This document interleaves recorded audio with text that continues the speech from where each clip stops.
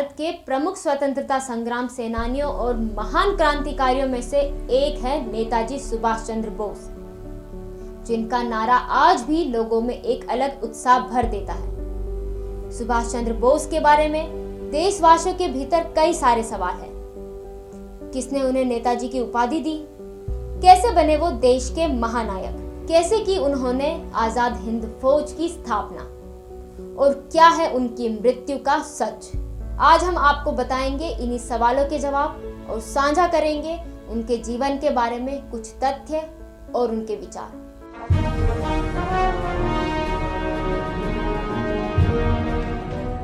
19वीं सदी का अंत होने को था। भारत में अंग्रेजों का शासन था। चारों तरफ न तो आजादी की बात हो रही थी और न ही इनकलाब की आवाज उठ रही थी। इसी माहौल में उड़ीसा के कटक में 23 जनवरी 1897 को जानकीनाथ बोस और प्रभावती दत्त के घर एक बच्चे का जन्म हुआ और उस बच्चे को नाम दिया गया सुभाष चंद्र बोस। बचपन से ही तेज बुद्धि के धनी सुभाष चंद्र बोस ने इंग्लैंड की कैम्ब्रिज यूनिवर्सिटी से सिविल परीक्षा पास की थी, लेकिन साल 1921 में जब उन्होंने भारत पर अंग्रेजों द्वारा किए जा रहे जुल्मों के बारे में पढ़ा तो उन्होंने उसी वक्त इंग्लैंड में प्रशासनिक सेवा की प्रतिष्ठित नौकरी छोड़ दी। इतना ही नहीं, वो इस बात से इस कदर प्रभावित हुए कि तुरंत ही अपने देश लौट आए और भारत की आजादी की मुहिम में लग गए। बोस सच्चे देशभक्त थे। उन्होंने अपना पूरा जीवन देश को समर्पित कर दिया। बोस जब भी अंग्रेजों का अत्याचार देखते तो उन्हें उन्हीं की भाषा में जवाब दे देते थे। बोस को किसी भी कीमत पर आजादी चाहिए थी। बोस गांधी जी के नियमों से चलने वाले नहीं थे। गांधी जी कहते थे कि आजादी चाहिए, लेकिन अहिंसा के मार्ग पर चलकर। लेकिन बोस कहते थे साम दाम दंड भेद कुछ भी करो, लेकिन आजादी तो चाहिए। जलियांवाला बाग में हुए दिल दहला देने वाले हत्याकांड ने नेताजी को काफी विचलित कर दिया था। इस हत्याकांड के बाद ही वह भारत की आजादी के संग्राम में जुड़े थे। कुछ समय बाद सुभाष चंद्र बोस ने एक्टिव पॉलिटिक्स ज्वाइन कर ली और देश हित में काम करने लगे। जब 1939 में प्रेसिडेंट इलेक्शन हुए तो नेताजी सुभाष चंद्र बोस ने जीत हासिल की। After hoisting the national flag, President Subhash Chandra Bose said, "Our struggle is no doubt a non-violent struggle, but even a non-violent struggle demands an army, an organization and a machinery. India is going to be free, and that we who live today are going to play a part in making India free. There is no power on earth that can keep India enslaved anymore. Let us strive for India's freedom, one day must." लेकिन गांधी जी के कहने पर नेताजी ने त्याग पत्र दे दिया, लेकिन उन्होंने देश के लिए काम करना नहीं छोड़ा। बोस ने अंग्रेजों की नाक में दम करके रखा था। 1921 से लेकर 1941 के बीच वो 11 बार अलग अलग जेलों में कैद रहे। जब वो जेल से बाहर निकले तो सीधा रशिया चले गए। नेताजी दुश्मन के दुश्मन को दोस्त समझते थे, इसलिए नेताजी रशिया से जर्मनी जाकर हिटलर से मिले।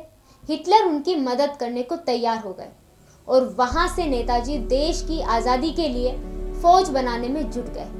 सुभाष चंद्र बोस ने आजादी के खिलाफ लड़ने के लिए पूरी की पूरी फौज तैयार कर ली थी, जिसको नाम दिया आजाद हिंद फौज।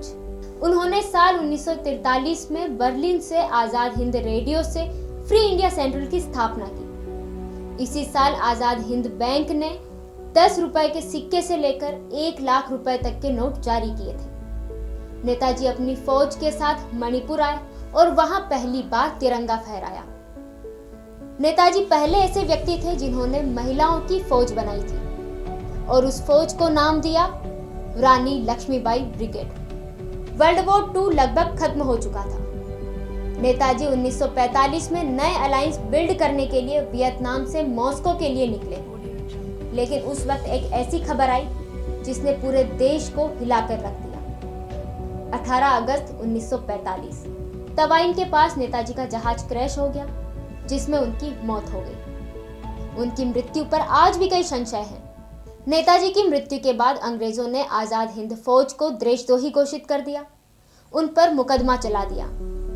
जब ये सब खबरें अखबार में आई तो भारतीयों का गुस्सा बढ़ गया और ब्रिटिश सरकार में अंदर से ही बगावत शुरू हो गई। जितने भी भारतीय सैनिक अंग्रेजों की फौज में थे, उन्होंने लड़ने से मना कर दिया और हर तरफ जय हिंद के नारे लगने लगे। जब ब्रिटेन को लगा कि अब भारत को कंट्रोल नहीं कर सकते, तो उन्होंने भारत को आजाद करने की घोषणा कर दी और 1947 में भारत को आजादी मिल गई।